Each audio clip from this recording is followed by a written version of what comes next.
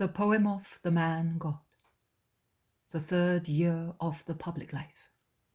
Chapter 431. Arrival at Nazareth. 9th of May, 1946. Coming from the Zephyrus countryside, one enters Nazareth on the northeastern side, that is, on the highest and rockiest side.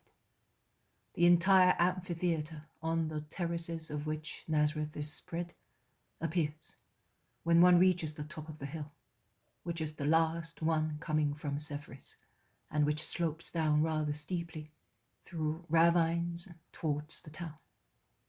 If I remember correctly, because a long time has passed and many mountain places are alike, the spot where Jesus is the precise one where his fellow citizens tried to stone him, but he stopped them with his power, walking through them. Jesus stops to look at his dear yet hostile town, and a smile of happiness brightens his face. What a blessing, ignored and undeserved by the Nazarenes, is his divine smile, which certainly pours and spreads graces on the land which received him when he was a child, saw him grow up, and where his mother was born, and she became the spouse of God and the mother of God. Also the two cousins look at their town with evident joy, but Thaddeus's happiness is tempered by austere, reserved gravity, whereas James's is more open and kind, more like Jesus's. Although it is not his town, Thomas's face shines brightly with joy, and pointing at Mary's little house, from the stone oven of which rings of smoke are rising, he says, "The mother is at home and she's baking bread." And he utters these simple words with such fervent love that he seems to be speaking of his mother with all the affection of a son. The zealot, more calm because of his age and upbringing, smiles, saying, "Yes, and her peace is already arriving in our hearts." "Let us go down quickly," says James. "We will go down this path, and it is unlikely that any of the Nazarenes will see us arrive. They would delay us." "But you will be going away from your home. Your mother also is anxious to see you." "Oh, you may be sure, Simon, that our mother is with Mary. She's almost always there. And she will be there because they are baking and because of the sick girl. Yes, let us go this way. We will pass at the rear of Alphaeus's kitchen garden, and we will arrive at the hedge of ours," says Jesus. They go down quickly along a path, which at first is very steep, then it becomes more gentle near the town. They go through olive groves and small fields bare of crops. They pass near the first kitchen gardens in town, and the tall leafy hedges around the gardens and over which hang branches of trees laden with fruit, or the little dry stone walls, all covered with branches hanging outside from orchards, prevent their passing from being noticed by housewives moving about the gardens, or doing the washing, or spreading it on the patches of grass near the houses. The hedge bordering one side of Mary's kitchen garden, which is a tangle of thorns in winter, then thick with leaves in summer, after the hawthorn blooms in spring, or the little fruits become ruby colour in autumn, is now adorned with luxuriant jasmine and the undulating calyces of a flower, the name of which I do not know, and which, from the inside of the garden, throw their branches onto the hedge, making it thicker and more beautiful. A blackcap is singing in the thick of the hedge, and the cooing of doves is heard from inside the garden. "The fence also is protected and entirely covered with branches in bloom," says James, who has run ahead to look at the rustic gate at the rear of the garden, the one which, after not being used for years, was opened to let Peter's cart go in and out for John and Syntyche.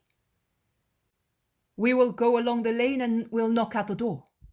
My mother would suffer seeing this protection destroyed," replies Jesus. Her enclosed garden, exclaims Judas of Alphaeus. Yes, and she is its rose, says Thomas. As a lily among the thistles, says James. The sealed fountain, says the zealot.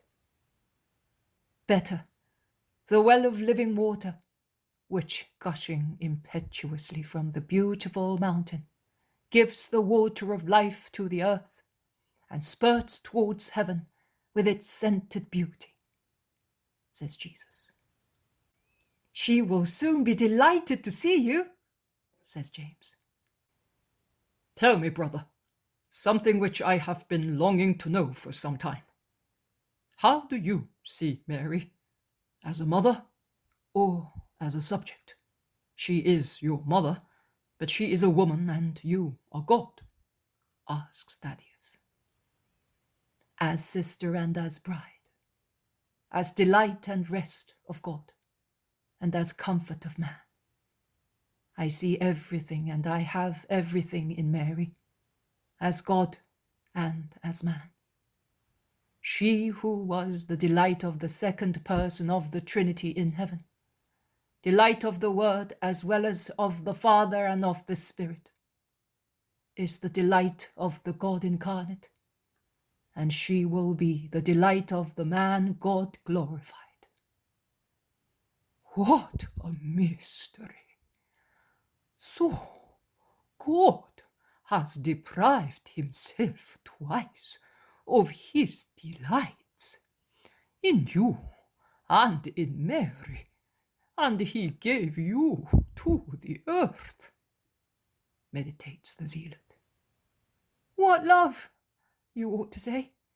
Love induced the Trinity to give Mary and Jesus to the earth, says James. And not with regard to you, who are God, but with regard to his rose. Was he not afraid to entrust her to men, who are all unworthy of protecting her? Asks Thomas. Thomas, the Song of Songs replies to you. The peaceful one had a vineyard, and he entrusted it to vine dressers, who, being profaners, instigated by the desecrator, would have paid large amounts to have it, that is, all allurements to seduce it. But the beautiful vineyard of the Lord looked after itself by itself, and would not give its fruits to anybody but to the Lord, and it unbosomed itself to him, generating the priceless treasure, the Saviour. They have now arrived at the door of the house. While Jesus knocks, Judas of Alphaeus comments, It would be the case to say, Open, my sister, my spouse, my beloved immaculate dove. But when the door opens and the sweet face of the Virgin appears, Jesus utters the sweetest word, stretching out his arms to receive her. Mother, oh, Son, blessed, come in and may peace and love be with you. And with my mother and the house and those in it, says Jesus entering, followed by the others. Your mother is in there, and the 2 women disciples are busy baking and doing the washing, explains Mary after exchanging greetings with the apostles and her nephews, who discreetly withdraw, leaving mother and son alone. Here I am with you, mother. We will be together for some time. How sweet it is to come back. The house and you, above all, mother, after so much travelling amongst men. And men become more and more acquainted with you, and through such knowledge of you, they become divided into 2 groups, those who love you and those who hate you. And the latter group is the bigger. Evil perceives that it is about to be defeated, and it is furious, and makes people furious. How is the girl? a little better, but she was on the point of death. And her words, now that she is not delirious, correspond, although they are more reserved, to those which she spoke while raving. It would be a lie to say that we have not reconstructed her story. Poor girl. Yes, but Providence watched over her. And now? Now I do not know. Aurea does not belong to me as a creature. Her soul is mine.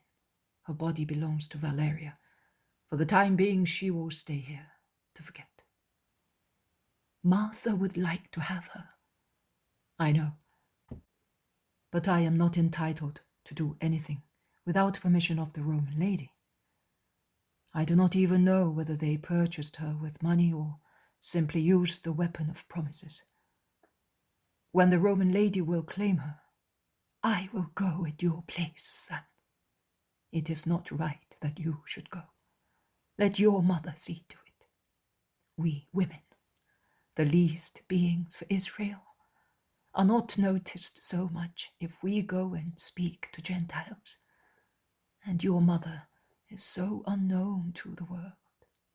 No one will notice the Jewess of the common people going through the streets in Tiberias, enveloped in her mantle, and knocking at the door of a Roman lady. You could go to Johannes and speak to the lady there. I will do that, son. May your heart be relieved. Jesus, you are so distressed. I understand, and I would like to do so much for you. And you do so much, Mother. Thank you for everything you do. Oh, I am a very poor help, son, because I am not successful in making you loved, in giving you joy, as long as you are allowed to enjoy some. So, what am I? A poor disciple indeed. Mother, do not say that. My strength comes to me through your prayers. My mind rests thinking of you. And see, my heart finds comfort thus, with my head against your blessed heart. Mother of mine.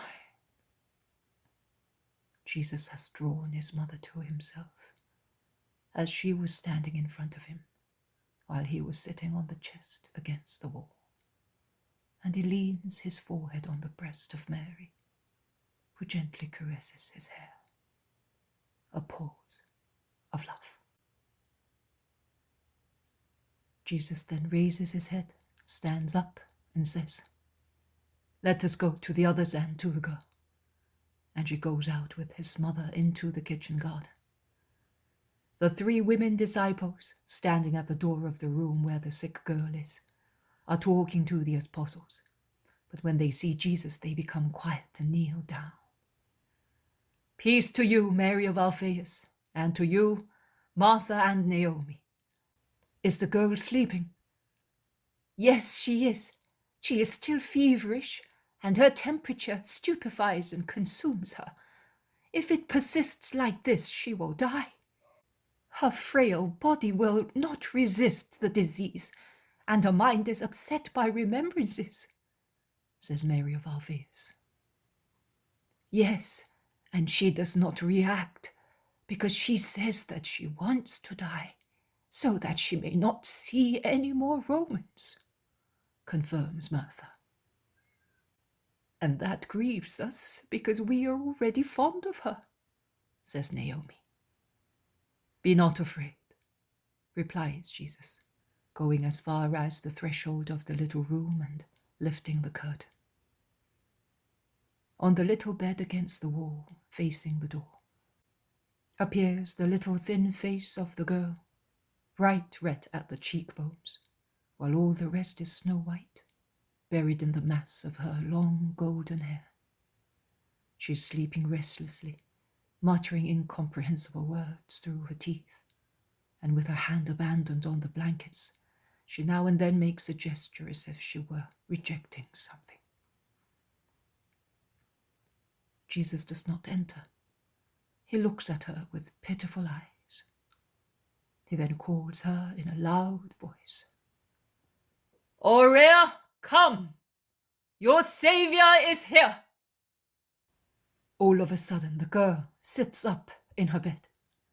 She sees Jesus, and with a cry, she gets up and runs barefooted in her long, loose tunic towards him and kneels at his feet, saying, Lord, now you have really freed me. She is cured, see? She could not die because she must become acquainted with the truth first. And to the girl who is kissing his feet, he says, Rise and live in peace. And he lays his hand on the no longer feverish head. Aurea, in her long linen dress, perhaps one of the virgins, so long as to form a train, her loose hair falling over her slender figure like a mantle, her grey-blue eyes still bright because of the temperature which has just dropped and of the joy which has just filled her, looks like an angel. Goodbye.